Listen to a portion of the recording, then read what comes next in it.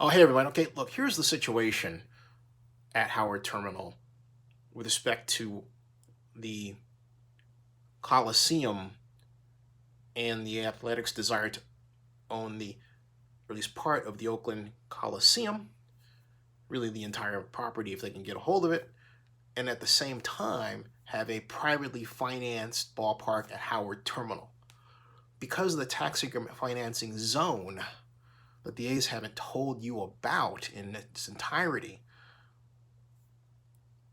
that deal, that legislation, which is just a pin stroke away from approval, will, once the boundary is drawn, and if the Athletics adhere to their own desire of owning their own stadium, that combined with a mere $850 million of base year assessed value at the Howard Terminal infrastructure zone, will net for the Athletics use up to $1.4 billion in public subsidy if a 40-year bond period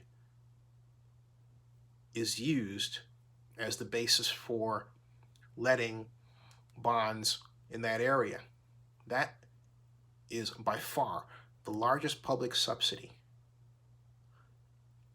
ever issued in Oakland for anything. Not only that, it's the largest public subsidy ever issued for sports in history. So the Athletics are pursuing that. They pursued it in the legislature, but at the same time, they say they want to, for financing purposes, own the Oakland Alameda County Complex, Coliseum Complex, and the grounds.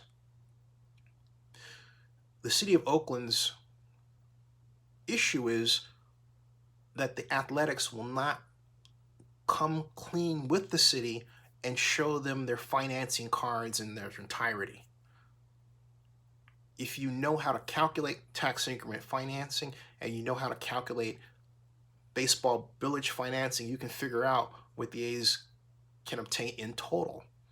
But I've already ran now 20 tax increment financing calculations for Howard Terminal alone. And the A's are going to clean up down there. So if you have a stadium that is right now pegged at somewhere in the neighborhood of $1.3 to $1.5 billion in value at Howard Terminal, and you're getting a $1.4 billion subsidy, well, it doesn't take too much thinking to realize that the private money you said was going to go in your ballpark really is subordinate to public money.